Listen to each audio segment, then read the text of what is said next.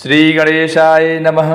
आध्यात्मिक से संबंधित वीडियो देखने के लिए हमारे YouTube चैनल को सब्सक्राइब करें। श्रीमद् देवी भागवत पुराण तृतीय स्कंद द्वितीय अध्याय भगवती आद्या शक्ति के प्रभाव का वर्णन। व्यास जी बोले, हे महाबाहो, हे कुरुश्रेष्ठ, आपने मुझसे जो प्रश्न पूछे हैं उन्हीं प्रश्नों को मेरे द्वारा मुनिराज नारद जी से पूछे जाने पर उन्होंने इस विषय में ऐसा कहा था। नारद जी बोले, हे व्यास जी, मैं आपसे इस समय क्या कहूँ। प्राचीन काल में यही शंका मेरे भी मन में उत्पन्न हुई थी और संदेह की बहुलता से मेरा मन उद्वेलित हो गया था।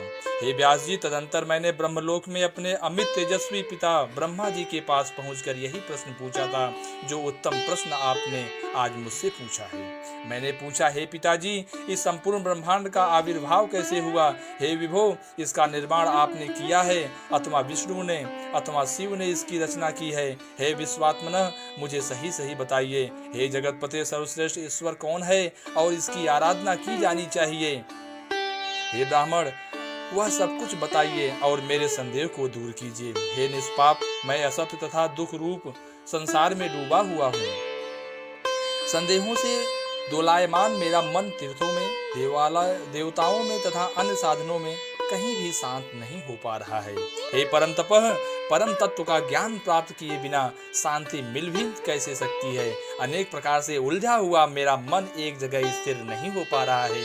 मैं किसका स्मरण करूं, किसका यजन करूं, कहाँ जाऊं, किसकी अर्चना करूं और किसकी स्तुति करूं। हे देव, मैं तो उस सर्वेश्वर परमात्मा को जानता भी नहीं हूं। हे सत्यवतनी तनय व्यास जी, मेरे द्वारा किए गए दुरु प्रश्नों को सुनकर लोक पितामह ब्रह्मा ने तब मुझसे ऐसा कहा। ब्रह्मा जी बोले, हे पुत्र, तुमने आज एक दुरु तथा उत्तम प्रश्न किया है, उसके विषय में मैं क्या कहूँ। हे महाभाग, साक्षात विष्णु द्वारा भी इन प्रश्नों के निश्चित उत्तर दिया जाना संभव नहीं है। हे महामते, इस संसार के क्रियाकलापों में आसक्त कोई भी ऐसा नहीं है जो इस तत्व का ज्ञान रखता हो। कोई विरक्त, निष्प्रिय तथा विद्वेष रहित ही इसे जान सकता है। प्राचीन काल में जल प्रलय के होने पर अस्थावर जंगमादि प्राणियों के नष्ट हो जाने तथा मात्र पंच महाभूतों की उत्पत्ति होने पर मैं कमल से आविर्भूत हुआ। उस समय मैंने सूर्य, चंद्र, वृक्षों तथा पर्वतों को नहीं देखा और कमल कर्णिका पर बैठा हुआ मैं विचार करने लगा। इस महासागर के जल में मेरा प्रादुर्भाव किससे हुआ। मेरा निर्माण करने वाला, रक्षा करने वाला तथा युगांत के समय संहार करने वाला प्रभु कौन है। कहीं भूमि भी स्पष्ट दिखाई नहीं दे रही है जिसके आधार पर यह जल टिका है। तो फिर यह कमल कैसे उत्पन्न हुआ जिसकी उत्पत्ति जल और पृथ्वी के संयोग से ही प्रसिद्ध है। आज मैं इस कमल का मूल आधार पंख अवश्य देखूंगा और फिर उस पंख की आधार स्वरूपा भूमि भी अवश्य मिल जाएगी, इसमें संदेह नहीं है। तदंतर मैं जल में नीचे उतरकर 1000 वर्षों तक पृथ्वी को खोजता रहा, किंतु जब उसे नहीं पाया तब आकाशवाणी हुई कि तपस्या करो। तत्पश्चात मैं उसी कमल पर आसीन होकर 1000 वर्षों तक घोर तपस्या करता रहा। इसके बाद पुनः एक अन्य वाणी उत्पन्न हुई, सृष्टि करो। इसे मैंने साफ साफ सुना। उसे सुनकर व्याकुल चित्त वाला मैं सोचने लगा, किसका सृजन करूं और किस प्रकार करूं। उसी समय मधुकैटभ नाम वाले 2 भयानक दैत्य मेरे सम्मुख आ गए। उस महासागर में युद्ध के लिए तत्पर उन दोनों दैत्यों से मैं अत्यधिक भयभीत हो गया।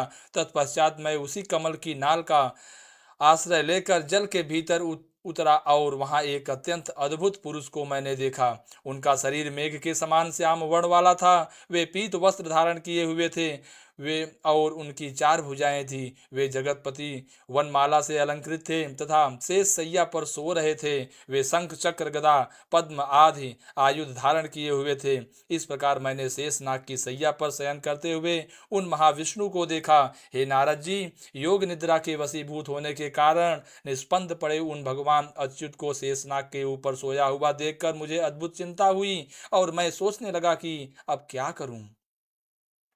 तब मैंने निद्रा स्वरूपा भगवती का स्मरण किया और मैं उनकी स्तुति करने लगा। मेरी स्तुति से वे कल्याणी भगवती विष्णु भगवान के शरीर से निकलकर आकाश में विराजमान हुई। उस समय दिव्य आभूषणों से अलंकृत वे भगवती कल्पनाओं से परे विग्रह वाली प्रतीत हो रही थी। इस प्रकार विष्णु का शरीर तत्काल छोड़कर जब वे आकाश में विराजित हो गई, तब उनके द्वारा मुक्त किए गए अंतरात्मा वे जनार्दन उठ गए। तत्पश्चात उन्होंने 5000 वर्षों तक उन दैत्यों के साथ घोर युद्ध किया। पुनः उन महामाया भगवती के दृष्टिपात से मोहित हो किए गए उन दोनों दैत्यों को भगवान विष्णु ने मार दिया। अपनी जंघों को विस्तृत करके भगवान विष्णु ने उसी पर दोनों का वध किया। उसी समय जहां हम दोनों थे, वहीं पर शंकर जी भी आ गए। तब हम तीनों ने गगन मंडल में विराजमान उन मनोहर देवी को देखा। हम लोगों के द्वारा उन परम शक्ति की स्तुति किए जाने पर अपनी पवित्र कृपा दृष्टि से हम लोगों को प्रसन्न करके उन्होंने वहां स्थित हम लोगों से कहा। देवी बोली, हे ब्रह्म विष्णु महेश, अब आप लोग सृष्टि पालन एवं संहार के अपने अपने कार्य प्रमाद रहित होकर कीजिए। अब आप लोग अपना अपना निवास बनाकर निर्भीकता पूर्वक रहिए, क्योंकि उन दोनों महादैत्यों का संहार हो गया है। अतः आप लोग अपनी विभूतियों से अंडज, पिंडज, उद्भिज और स्वदेज चारों प्रकार की सभी प्रजाओं का सृजन कीजिए। ब्रह्मा जी बोले, उन भगवती का वह मनोहर सुख कर तथा मधुकर वचन सुनकर हम लोगों ने उनसे कहा, हे माता, हम लोग शक्तिहीन है, अतः इन प्रजाओं का सृजन कैसे करें। अभी विस्तृत पृथ्वी ही नहीं है और सभी ओर जल ही जल फैला हुआ है। सृष्टि कार्य के लिए आवश्यक पंच तत्व, गुण, तन्मात्राएं और इंद्रियां एक कुछ भी नहीं है। हम लोगों के ये वचन सुनकर भगवती का मुखमंडल मुस्कान से भर उठा। उसी समय वहां आकाश से एक रमणीय विमान आ पहुंचा। तत्पश्चात उन भगवती ने कहा, हे देवताओं, आप लोग निर्भीक होकर इस विमान में इच्छा अनुसार बैठ जाएं। हे ब्रह्म, विष्णु और शिव, मैं आप लोगों को आज इस विमान में एक अद्भुत दृश्य दिखाऊंगी। उनका यह वचन सुनकर हम तीनों उनकी बात स्वीकार करके रत्न जटित मोतियों की झालरों से शोभायमान, घंटियों की ध्वनि से गुंजे तथा देव भवन में के तुल्य उस रमणीक विमान संशय रहित भाव से चढ़कर बैठ गए। तब भगवती ने हमें जितेंद्रीय देवताओं को बैठा हुआ देखकर उस विमान को अपनी शक्ति से आकाश मंडल में उड़ाया। जय माता दी।